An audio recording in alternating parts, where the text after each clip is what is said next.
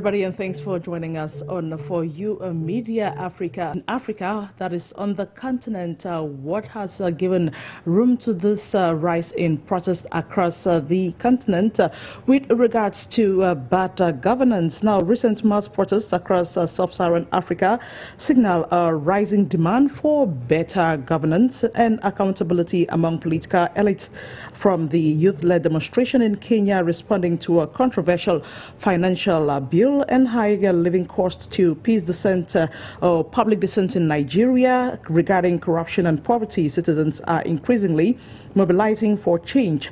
Over the period from 2020 to 2023, the region has witnessed 14 military coup attempts, with 9 leading to successful takeovers in countries like Mali, Burkina Faso and Gabon. Meanwhile, discontent with governance, heightened by factors such as the Russia-Ukraine conflict and lingering economic fallout from the COVID-19 pandemic, continues to spur activism across the continent. Join us as we explore the sources of this unrest and the way forward for the continent.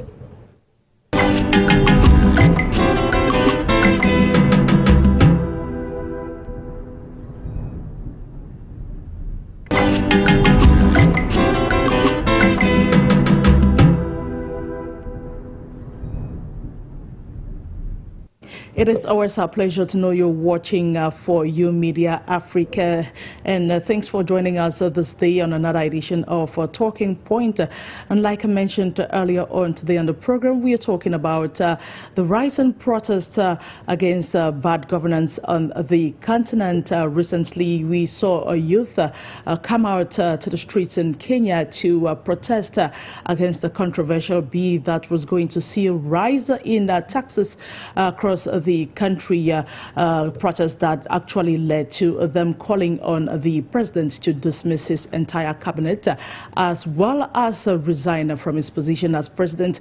And in Uganda, as where we saw last week youths as well that went to the street to protest bad governance. And now in Nigeria, there is an anticipated protest come August 1, I beg your pardon, against bad governance in the country. So the question we are asking this day is, what is leading to this rise in protest against bad governance in Africa? Is it that Africans have come to their senses and they want their leaders to govern their countries in a more appropriate way that will lead to citizens benefiting from the resources in these different African countries?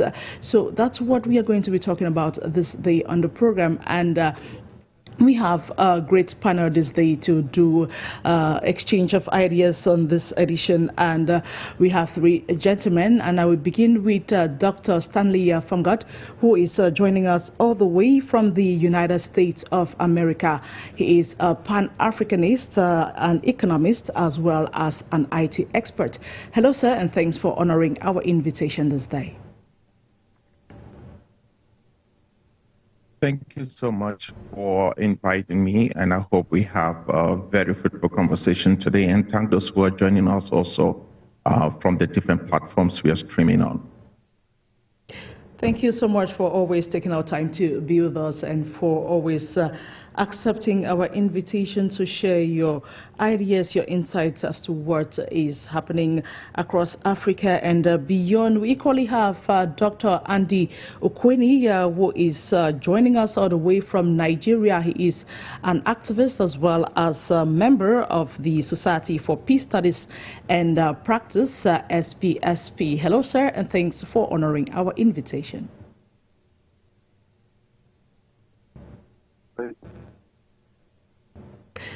Is Dr. UKWENI there? Oh, yeah. Well, Dr. UKWENI will be joining us subsequently. We equally have Faithfulness Joshua, who is a youth activist, joining us all the way from Kenya. Hello, Faithfulness, and thanks for taking the rendezvous. Hi, good evening. I hope you can hear me clearly. Good evening. I hope you can hear me clearly. Yeah, I can hear you. Kenya. I'm looking forward to a fruitful discussion. Right. Thank you for taking our time to be with us. Now, let me begin with you, Dr. FONGOD. Now, recently we have seen a wave of protests across the continent, and to be precise, in the English-speaking part of the continent this time around, beginning from Kenya, where we had the Gen Zs, like their court, taking to the streets to protest a controversial law that was going to see a rise in taxes on some commodities or on some sectors in the country to Uganda, where last week we saw Ugandans taking to the streets to protest bad governance. And now there is news of Nigeria that is going to, or Nigerians that are going to take to the streets on August 1. What do you think is behind all of this protests that are happening nowadays on the continent? Well, I think bad governance is actually at the hem of all the protests that is taking place on the continent of Africa.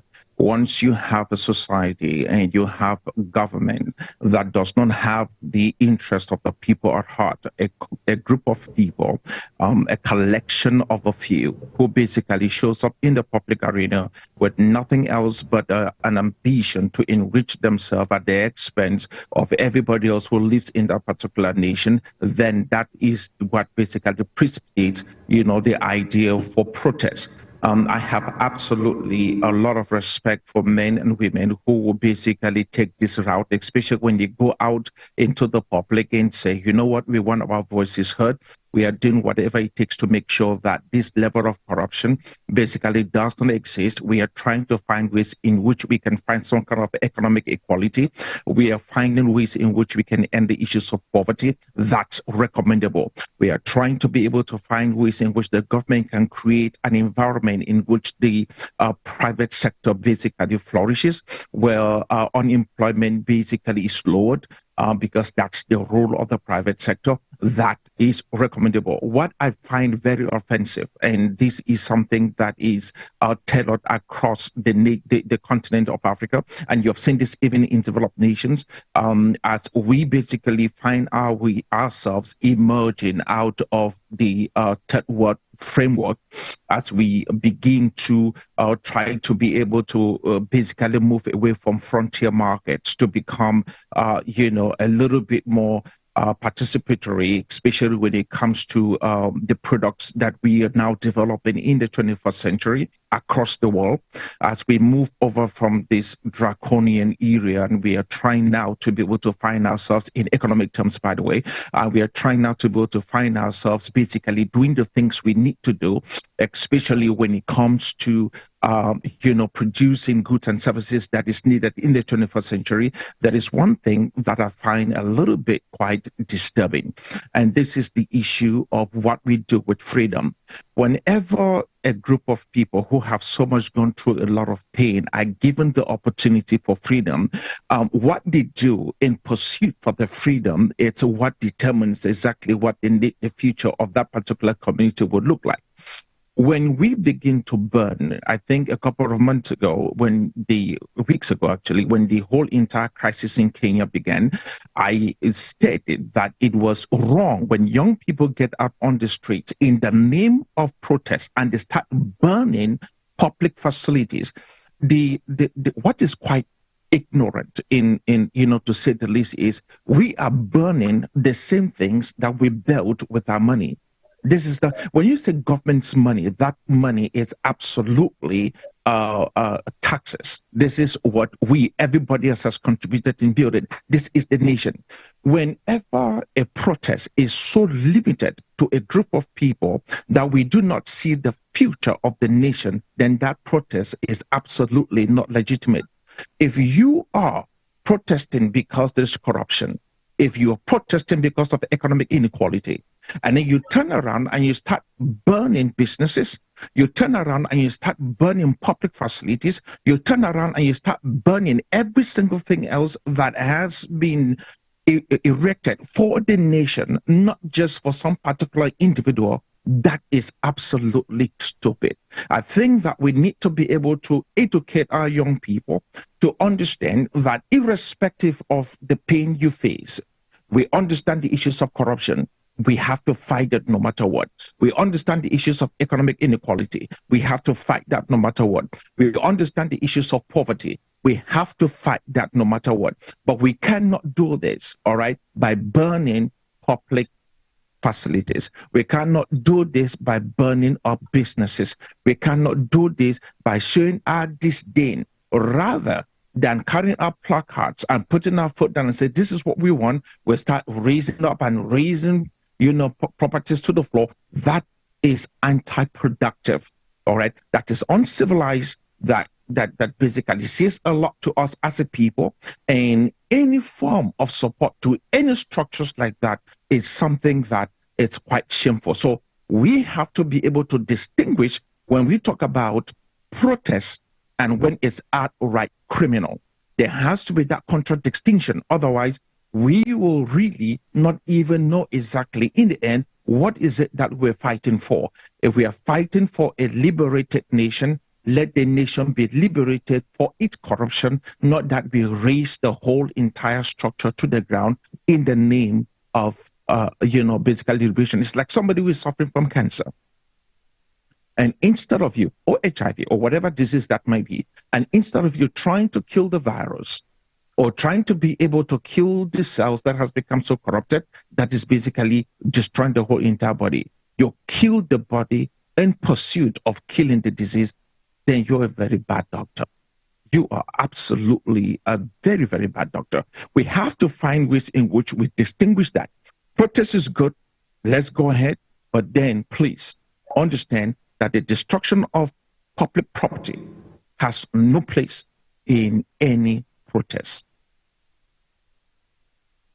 It is not advisable for be the youth or any other person, being of the population going out to protest by burning down the same structures that we are looking forward to maintaining so that we can take our different countries forward. Now, if we put aside this part of destruction, would you say that these protests that are taking place across the continent are valid? And in the case of Kenya, for example, would you say that it was just the hike in prices or the controversial Finance Bill 2024 that has caused this youth to go out on the street, or would you say it only came as a precursor for accumulated grievances that they have been carrying? Of course, there should be accumulated grievances. I don't think that the 2020 bill had, the 2024 bill, I think, had anything to do with it. I think that it was just a matter of basically saying, you know what, we've had enough and we're going to do whatever it takes to be able to make sure that we put things in order. Just like I said again, the protests are legitimate. I have no issues whatsoever. As a matter of fact, there's no other better way for people to be able to air out their grievances, especially when they want to be heard, than for us to be able to have that public discourse. A protest is a public discourse where you go out into the public arena and you say, you know what, we don't want this. All right, we don't want this. We know what you're trying to do, but we are saying no, enough is enough. When you go out and protest against corruption and you say this corruption, this what we're facing is enough, that's good. All I'm saying is this, that we have to be able to distinguish between the two. If you will go out in protest against whatever is happening, do so in a peaceful manner. I think that I am not a fan of Gandhi, all right, with the non-violence direct action. I'm not a fan of Gandhi, by no stretch of the imagination. As a Pan-African, Gandhi is not someone, he's not a mentor. But there is this whole entire concept, which is quite good coming out of Gandhi, which has to do with the non-violence direct action. If we will be able to take non-violence and take it into the public arena and put our foot down and say, this is what we're looking for, especially when the majority basically understands what is it that we are fighting for, then that becomes legitimate. For sure, the protest across the continent of Africa is needed, and I think that the status quo is no longer acceptable. We can no longer sit on the sideline and wait that the miracle would happen. No miracle is coming. We have to fight. And we have to fight for the liberation of the continent. And the way I think we do this is by public protest. We must take our placards. We must get out into the public arena. We must raise them up, and we must say, this is absolutely wrong. This is not what we're looking for. You have the right to do so. But what you do not have the right to do is to raise down, burn down any public facility. We don't even have a lot of it. Most of our countries are absolutely going through hell in terms of our economic outlook. We don't have a lot. What we need is more of these buildings. We cannot raise these buildings down, all right, only to try to be able to raise them back up. You push the whole entire economic outlook and the development of a particular city maybe 10, 20 years backwards. Why do that? Let's protect, or rather, these structures, and hope that once the status quo have changed, we can actually continue to build from where we left up. It's what you're raising, it's the previous generation sweat, it's the previous generation input. You cannot do that. We have to build from the previous generation and then move forward. That's what I'm saying. Right. Thank you so much, Dr. FONGOD. Thank you very much. Now, let me turn to you, Dr. UKWENI. Now, what would you say are the driving forces, or what are the main causes of this wave of protest against bad governance right now across Africa? Would you say it is an outburst of accumulated grievances that Africans have been keeping for a long time? Well, thank you very much once again, and it's a pleasure to be here. To start with, I would say that's correct. There's a lot of accumulated pressure at the moment. Beyond that, there are systemic issues that do no longer satisfy the people. So to say that it is an accumulation of no longer tenable development is just an understatement anyway. Africans are known to be outspoken people, whether at the family level or at the community level. And what is happening presently in Africa is even long overdue. Okay, so I see a lot of energy on the inside that is propelled by the need to see the kind of development that is springing up from other regions of the world, from North America, from Southeast Asia, from several regions of the world in Africa. So now the opportunity that this gives us is to learn how to go about developing the right way. All right. So the leadership that we find, that young people find in Africa, is not allowing the young African minds come to speed with the possibility of developing the right way.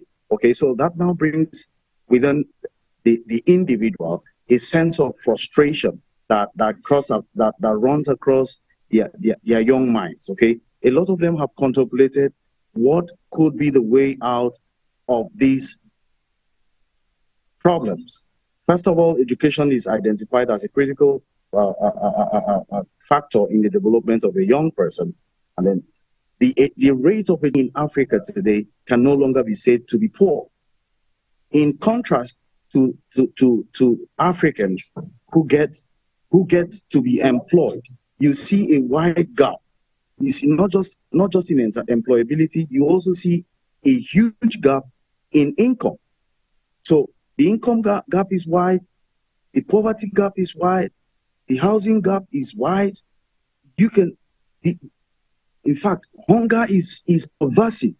So when you put all of these issues together, you see that at the slightest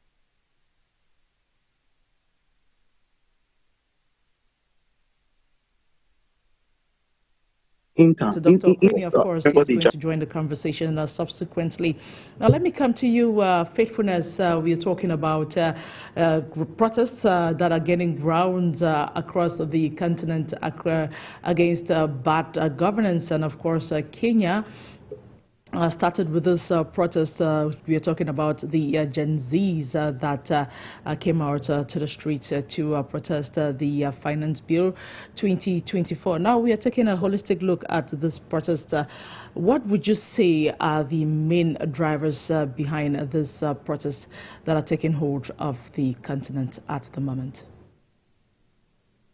Well, I hope you can hear me well. So, you find that the current protests that have been looming in Kenya have been identified as a Gen Z protest. Myself, I would like to disagree with it because the plights that took people to the streets were based on the issues Kenyans were going through. And it only took the boldness of the young people to say, look, we are coming out to the streets, we need to speak for us because no one else would speak for us. Majority of the times we'd have raised our issues through, for instance, when it started with the rejecting the finance bill of 2024, there was a very good public participation that took place where people raised concerns, and while people were raising concerns, you find that the government was falling deaf. It was actually tone deaf in the ears. It didn't want to listen to what people were raising. Every public participation, you'd find politicians spinning the narrative into a political sense, want to pitch the argument of between the poor and the rich, and it would want to pitch the idea of those guys who live in the rural and those guys who stay in the urban. And that was the main precursor why majority of the people decided to come to the streets. And when the people started coming to the streets, it started in the city of Nairobi. And when the protest started in the city of Nairobi, it spread across to other cities. It spread across to other towns in Kenya. And you find that even the protests went through and through to even the strongholds of the purported president of the Republic of Kenya. So much as rejecting the finance bill was one of the main agenda, but what drove everything to these nationwide protests and picketing was because of the issues that we were trying to raise: the issue of unemployment, the issue of bad governance, the issue of corruption in government ministries, the issue of high taxes and levy, the issue of high farm inputs, the issue of course, politicians taking advantage of taking advantage of their positions to award themselves, and of course, it wasn't a good thing in the eye of we citizens who pay taxes, and we wouldn't just sit down, look at things just fall away, and without stepping up forward and saying that, look, we have to do this. And we find that as many of us were protesting, as many of us were proponents of protesting and raising this plight, the politicians decided, especially the opposition and the politicians who have divergent views, the president or rather the government, took advantage of these protests, and even some of the people in government took advantage of these protests to send goons and looters to loot people's businesses, to burn down buildings, to burn down government property, people's businesses. And I can tell you for a fact, why is it that during the first three protests that happened in Nairobi, there was no looting in Nairobi. There were not actually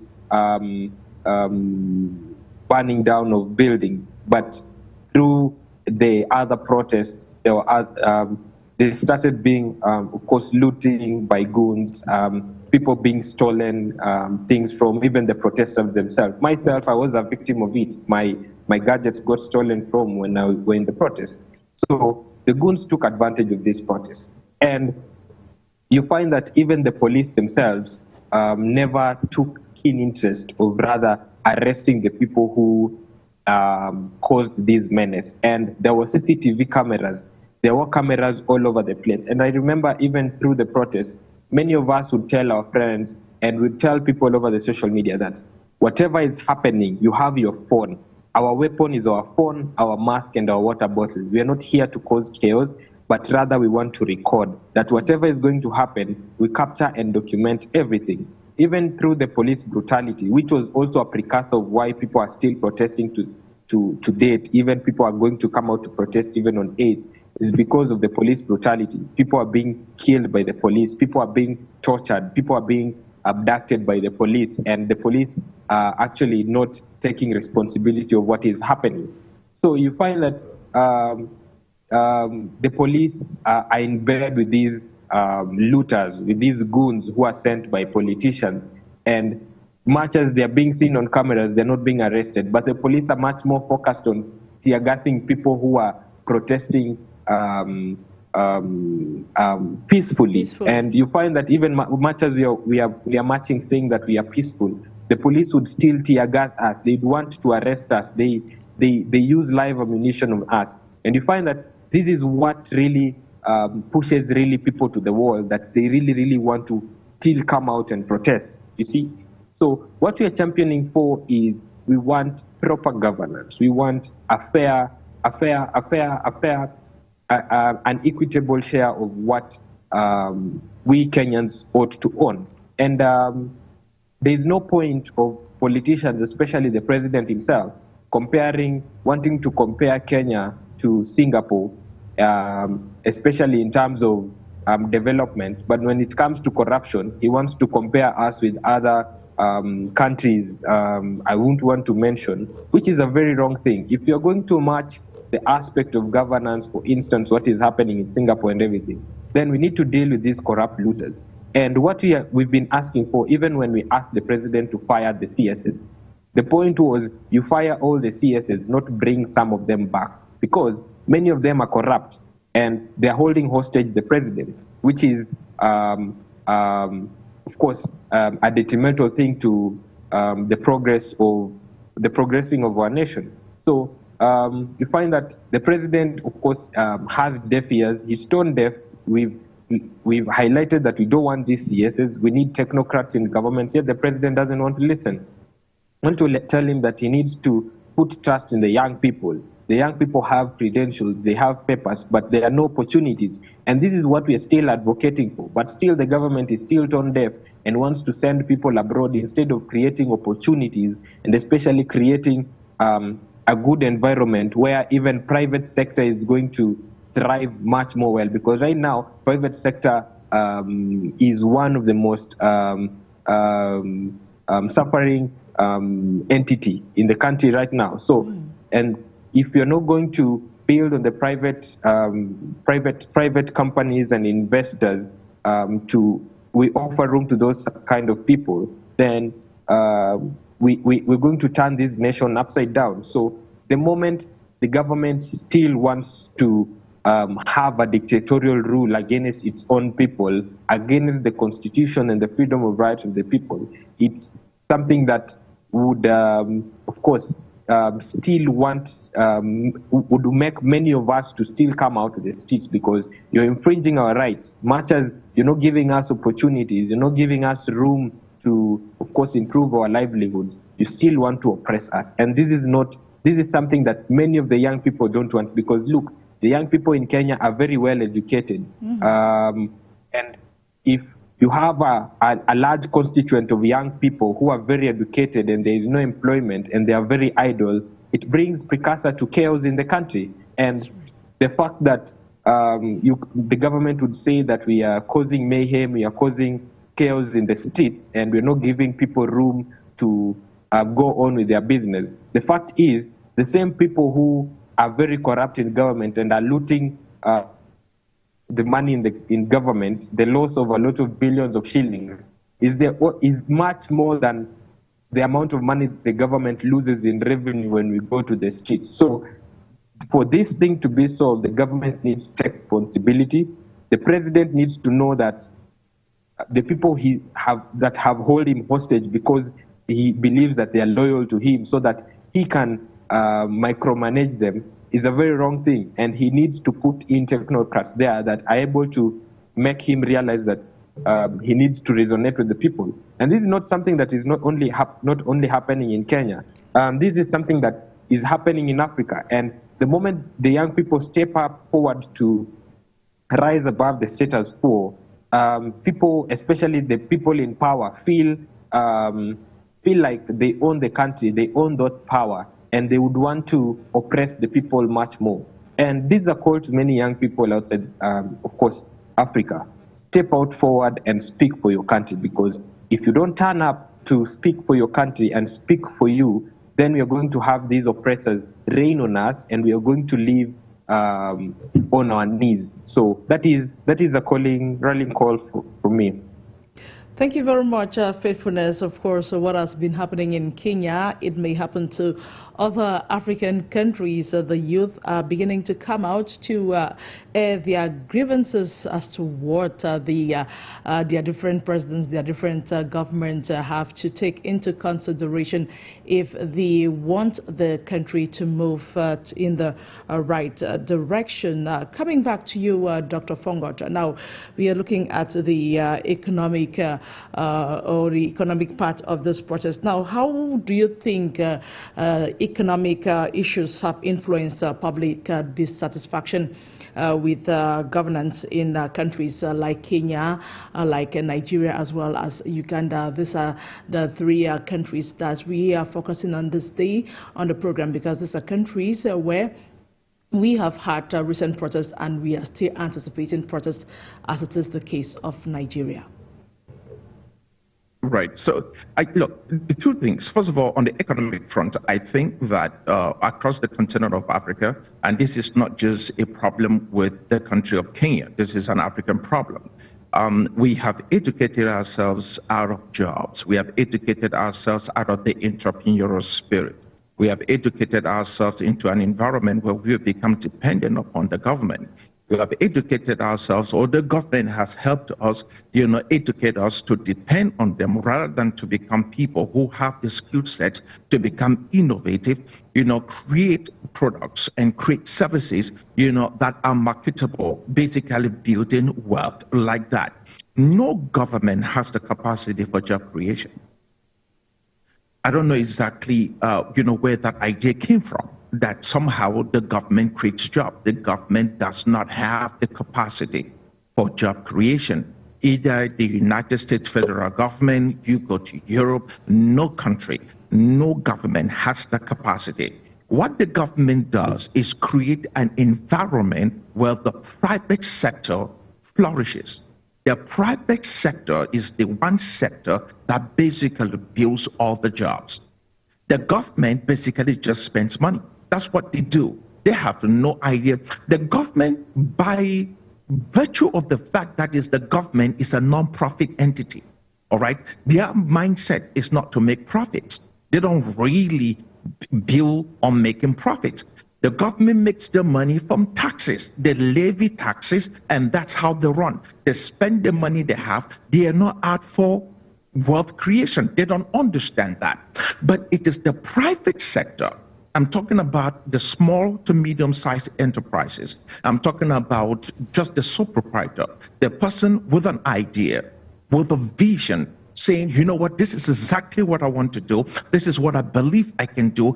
Build up a small, tiny establishment, and then suddenly the person becomes that productive, and then be able to employ someone, and then the second person, and then build something, sells out of the community. Before they know what's happening, they become a small to medium-sized enterprises selling out of the country. That is how jobs are created.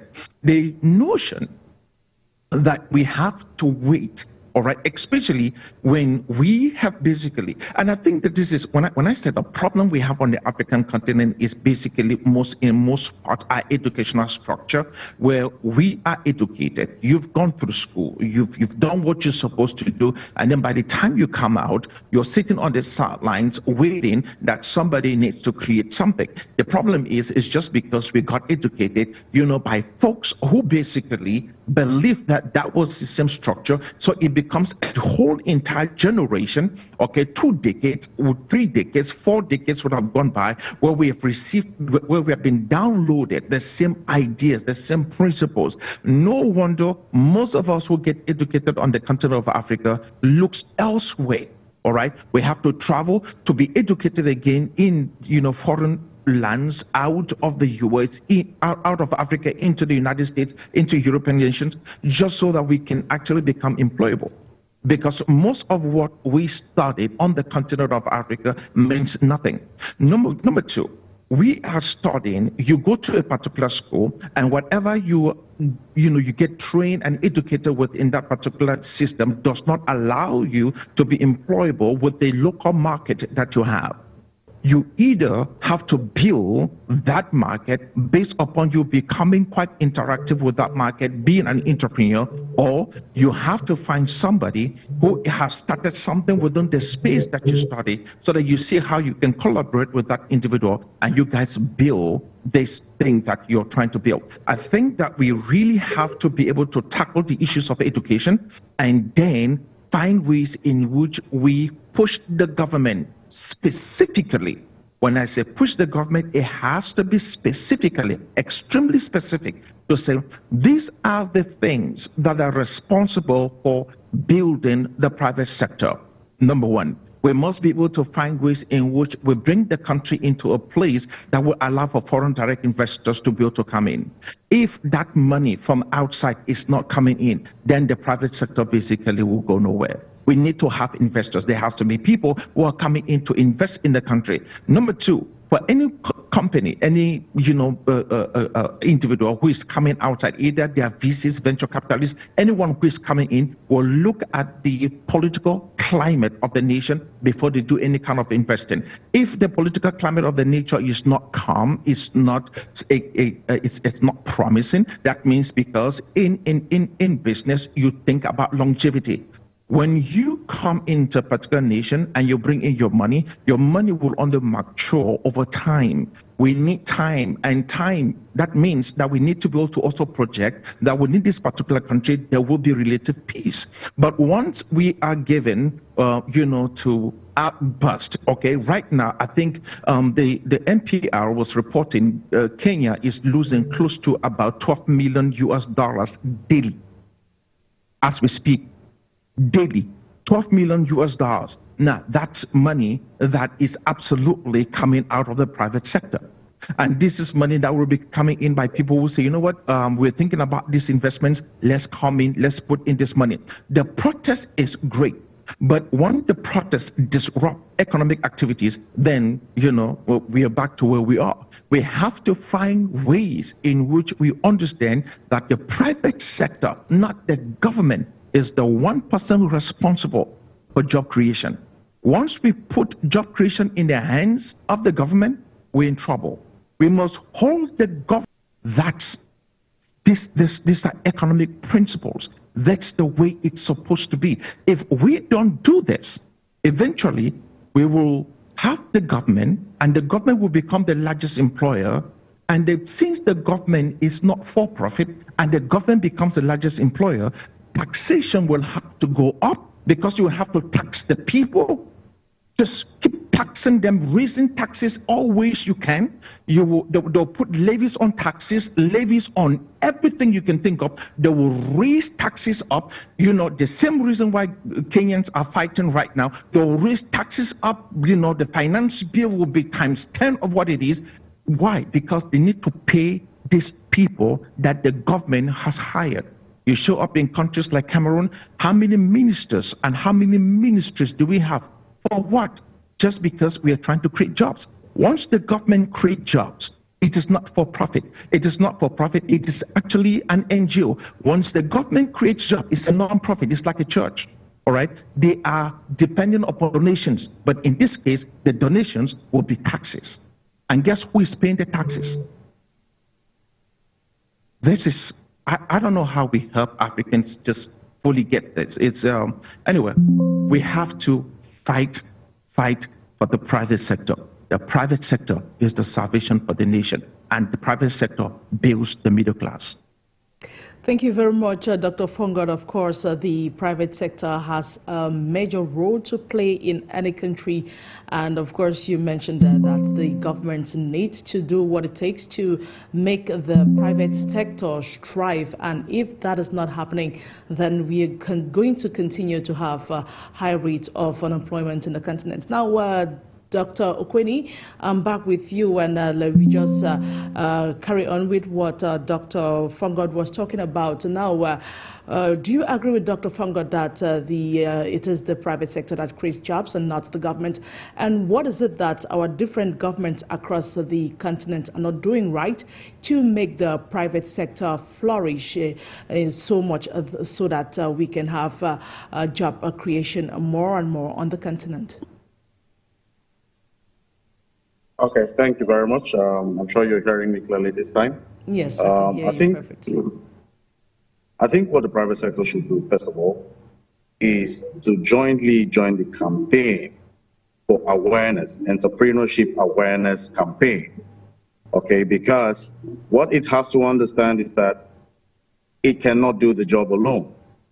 There is a community, on the other hand, that should be properly aware that if an investment is brought into a community, the onus is on that community to ensure that that investment is protected at every given point in time and not to be destroyed or stolen from. Okay? It is also important for the community to understand that for it to adequately benefit from the corporate social responsibilities that investment is possibly going to bring sometime, it has to contribute its quota to the development of that investment. Now, the point where we are today in Africa is, like what my friend already said, the point where we are turning completely away from the public sector to the private sector to help build a middle class. So if that sector is given adequate attention, if it is given adequate support, then it can contribute to beginning to handle the problems of unemployment and poverty. Okay, the same reason that we see the pockets of violence that are breaking out now from our protests that should ordinarily be peaceful. Okay, so when these protests turn violent, it is probably the height of frustration that people have stomached over time. So no government can actually function effectively without building a reliable private sector to balance up what it is going to do in terms of dealing with these societal issues. Poverty cannot be left alone to government to deal with, just as housing or hunger cannot be dealt alone by the government. So as we speak, a lot of economists in Africa are still grappling with the post-COVID era. All right, in Nigeria, to be precise, a good number of multinationals have pulled out. So what would be the impact on the economy? What would be the impact relative to employability of young persons who are in school and those who are out of school hoping to be employed someday? So when you put this together, you see that there is a rising pressure of unemployment that is coercing people to become impatient. That impatience, if given any opportunity, is going to turn into violence. Ordinarily, protest on its own shouldn't be violent. It is not even criminal. It is lawful and constitutional. But the avenues that young people use to further express their frustration is, at times, at moments where people are coming out to express their dissatisfaction about policies that concerns the economy, policies that concerns wage, policies that concerns the living standard of the people.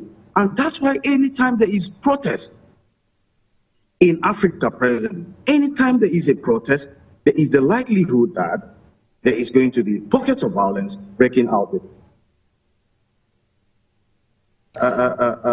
people hijacked the last process, the NSAS process, the protest. Mm-hmm. Now, ordinarily, NSAS was intended to draw the attention of the government to police brutality. But because of the wanton frustration deeply seated at the heart of young people, it was an opportunity to express themselves further in drawing attention of the government to the wanton frustration that has enveloped the minds of people. So this thing is not, you cannot successfully separate one from the other. It is a systemic issue that complements each other. Okay, poverty is causing people to become unhappy. Unemployment is causing people to become unhappy. Poor wage is causing people to become unhappy. All right. So putting all of these together, everybody is expressing dissatisfaction based on where it pinches them the most. Okay. Even on an unemployed person is expressing his frustration because of his unemployability. A person who is employed but has a take-home pay that barely takes him home is definitely going to react differently. So putting this all together is going to take us back to what we had in the Jasmine Revolution in Tunisia way back in the last decade, in 2010.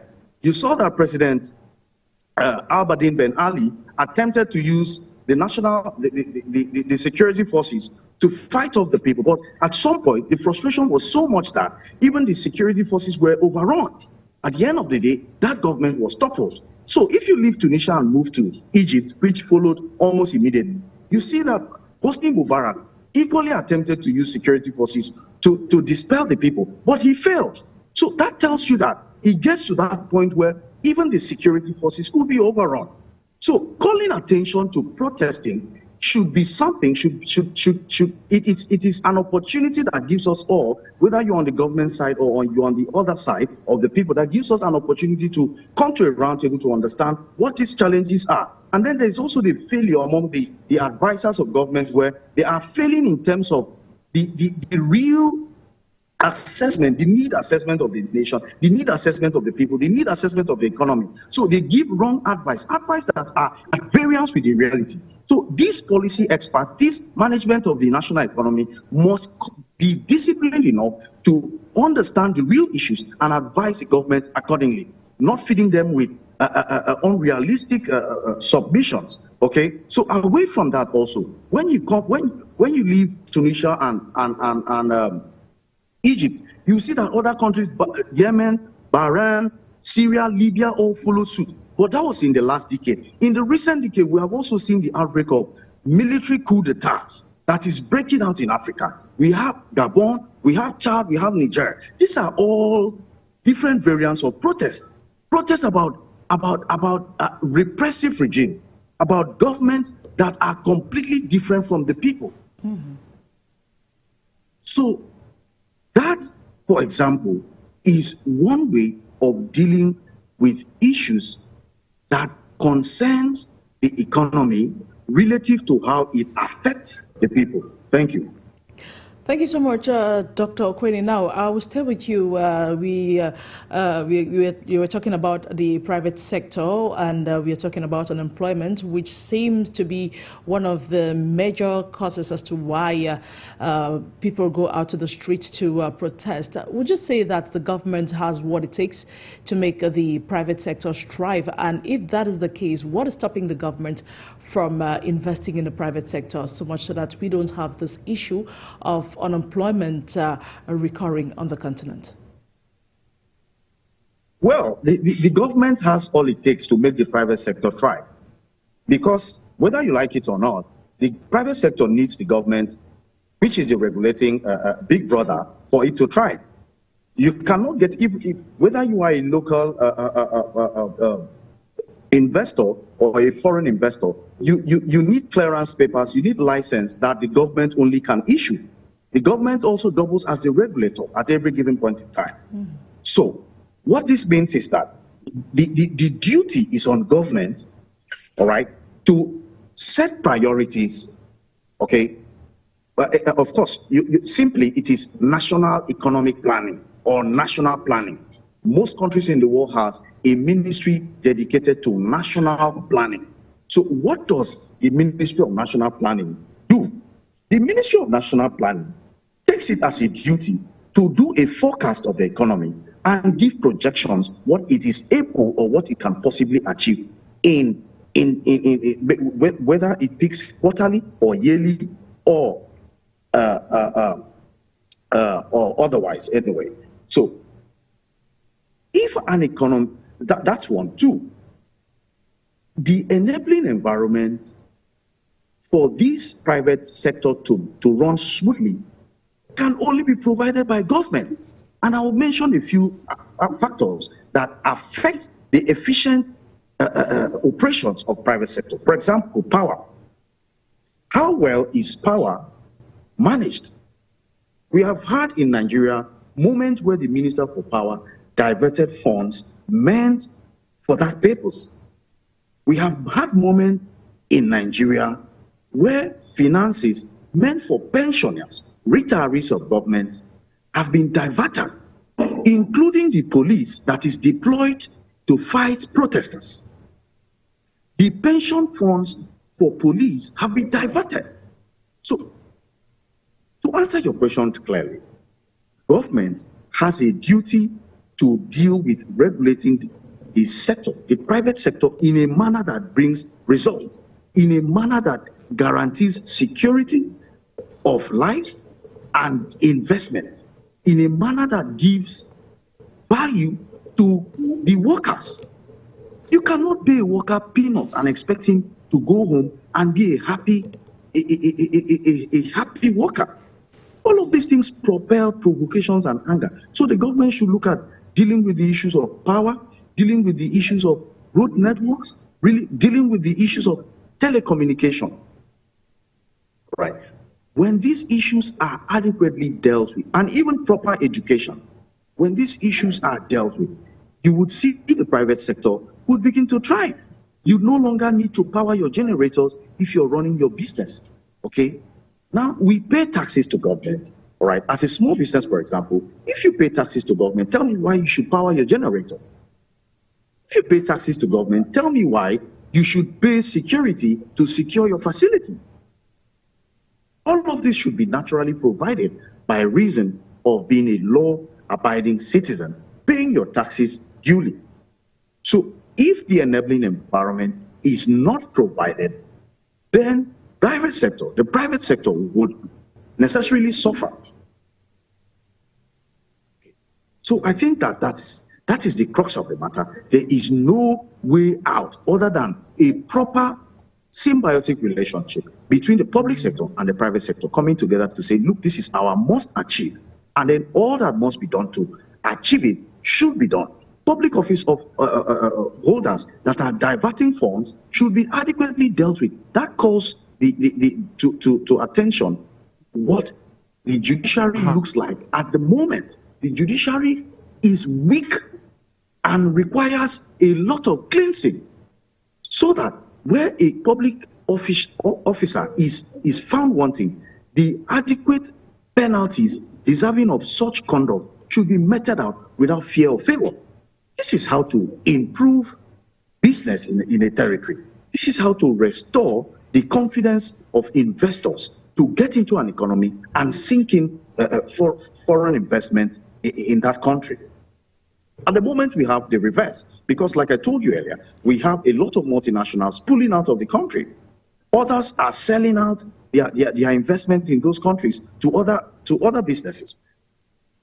Now the multinational, who is the owner of the capital, gets to suffer less. At best, they no longer make capital from that country. They could turn elsewhere.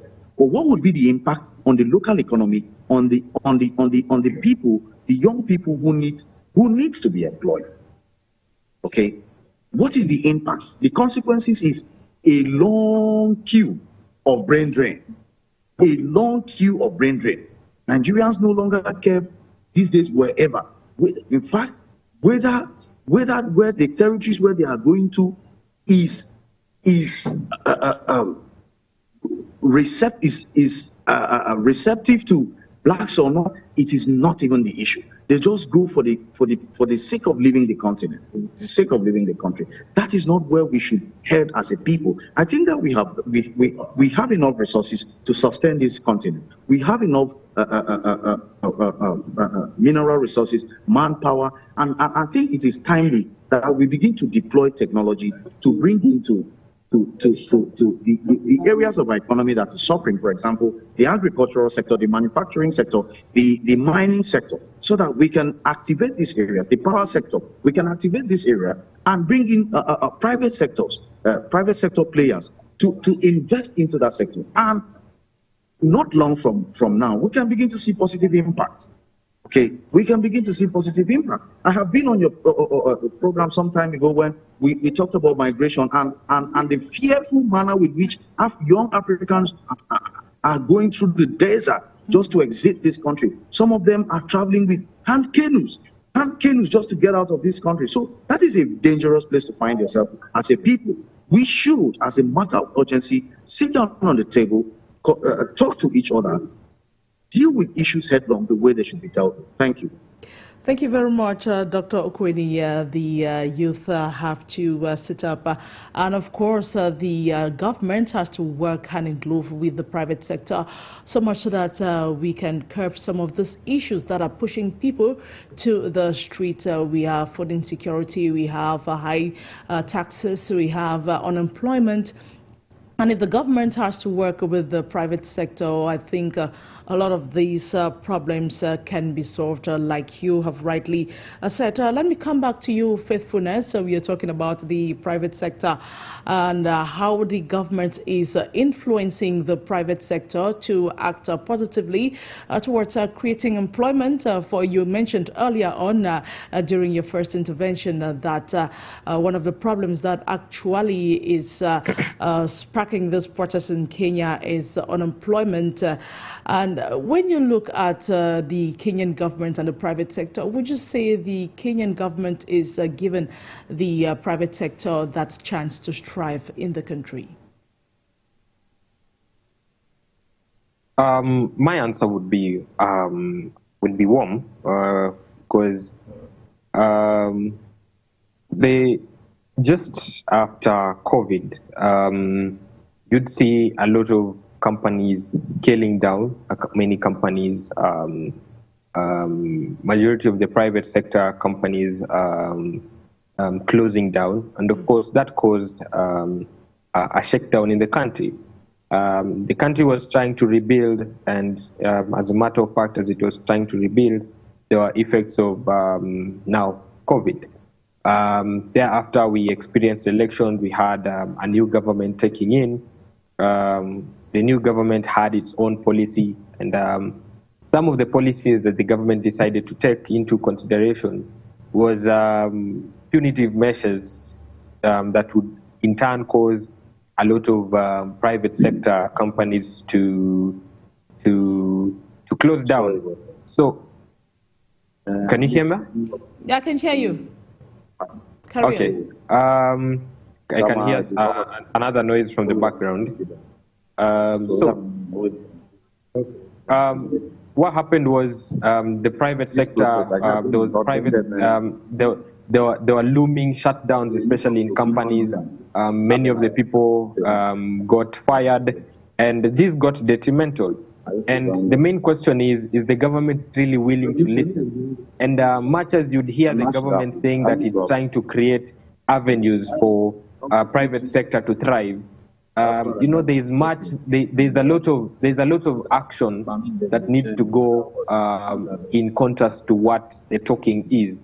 The government is much more political, or rather much more focused on talking than actualizing things, because much of the policies that have been, and the bills that are in parliament, majority of the bills are lying in parliament because of the government interference, because of the MPs lacking the wit to interrogate this matter much more critically.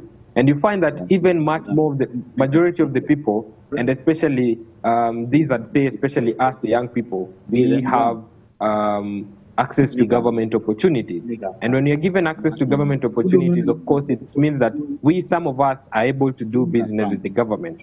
And when we're able, when these opportunities came in, and at least we're given 30% share of, let's say, access to doing business with the government, much as we, the young people, are able to access some little capital we have, and rather maybe access some loans from the bank and some grants, you find that the main inhibitor of all these things is the government itself, because you'd supply or offer service to the government, you offer your full service to the government, and remind you, you have employees in your company or something, but the government in return doesn't want to pay you on time, or rather, because of maybe change of power in some county governments, or rather the national government, you find that even the tenders that some of us who own these companies, don't get paid on time. It means that we will not be able to pay our workers, we're not going to pay our suppliers, and of course we are not going to get that trust that we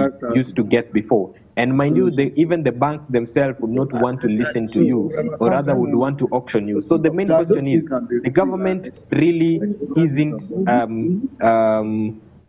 open enough. The government isn't really willing enough to address these issues, because we have a lot of pending bills and the government is saying it's listening to us, and yet it's not listening to us. I know of many people who right now, they've closed down their businesses, they've scaled down their businesses. Some of them have been auctioned because they have pending bills from the government. And this is because of lack of proper planning. This is because of corruption. And these are just the same things that you find that we are still advocating for. And the only solution to this thing is having systems that work.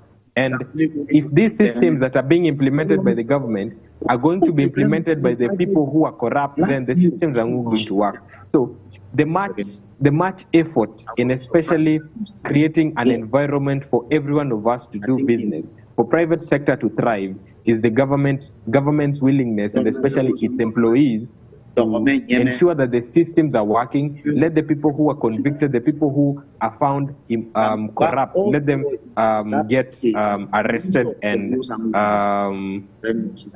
of course get of course convicted. That is the only way, and that is the only way that the government is going to assure the private sector that it's willing to tackle all these issues, and it's going to create sanity in the whole system. Right, Faithfulness, thank you so much. The government has to... Are you still there with us? Yes, I am. Yes, I am. There's somebody who's speaking at the background. Okay. I'm sorry about that. We are trying to get rid of that noise in the background. You were still saying something. I just finished my thought process. That's why I was handing back over to you. Okay. Thank you very much.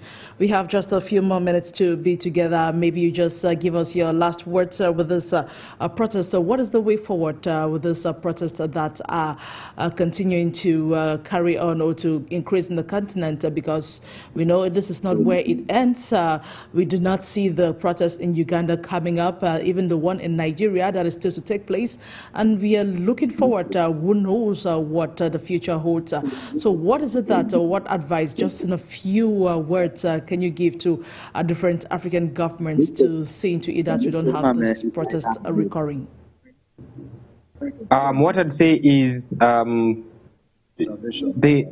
fundamental rights to come out to protest is infringed in the Constitution. The right to picketing, the right to air out your views, the freedom of expression, it's entrenched in the Constitution. And what I'd tell the young people is, don't be afraid of coming out to speak for what you believe in. And what I'd tell the government is, and the people in government is, that they don't own the government, they don't own the people, they don't own the government, and they don't own the process. They are just managers of this process. So they should be willing enough to work with the young people, and they should be willing enough to listen to the young people. And the aspect of listening is, look at the plights that they raise over the social media. Let every plight not fall into tone deaf ears. And what we are asking for is actualization of these dreams, actualization of these things that we are advocating for. Not just talks and not just dialogues, because we're going to have dialogues over and over, and it's not going to solve things, because a lot of money goes into those dialogues. What we are asking for is proper governance. What we are asking for is a free society. We want a corrupt-free environment. We want avenues where we are able to run our businesses, where we are able to get employment much more freely. And what we want to tell the governments all over Africa, that we need to have employment in Africa, not that we need to go. Our only source of employment is going to work abroad or study abroad. We need to create our own systems and our own value systems within our own countries, and this is going to be able to be done by with the young people, of course, one, being able to step forward and doing the risky stuff of being able to take responsibility of having to be our brother's keeper. Secondly, is by the government offering these platforms that and offering a space where employment is going to thrive, businesses are going to thrive, and that is the only surest way that we are able to do this. And we want to call out every dictatorial regime. We want to tell them that you all are not do not own the people, but rather are managers of the process, managers of the system. So let the people's power is always supreme. The people's choices are always supreme. So let whatever the people believe in, let the government look at and take keen interest in listening to what the people want, and rather do what people want and creating a fair environment for everyone. That is it from me today.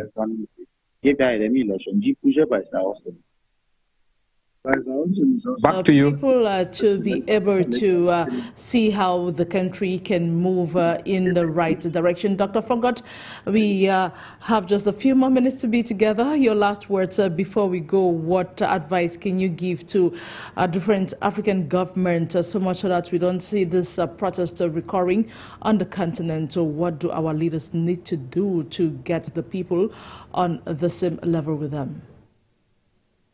I think that we have to fight in bringing some kind of an educational access and equality where people are trained, especially in vocational kind of training, so it can enhance folks to have the skill sets that they need to be able to have better paying jobs, and if not, why not employ themselves? We need to also have some kind of a progressive taxation systems where we tax those who have the capacity to pay, so that we can somewhat use that money to reinvest in the system and then create jobs for those, or build up an environment, or even create social of things like hospitals, and actually be able to build up even better schools, so that we can be able to reshape the frameworks of as our educational systems are concerned.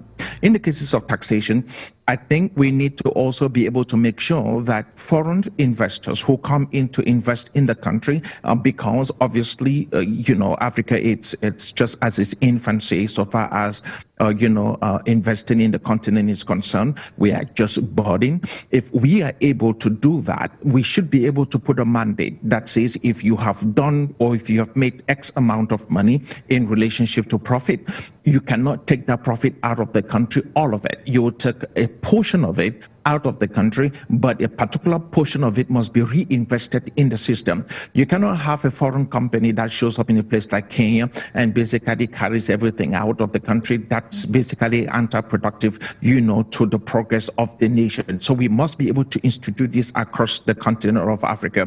There has to be the issues of fair wages. We must be able to pay people, fairly. You have to do that. That's how we grow the economy, and that's how basically increases standard of living.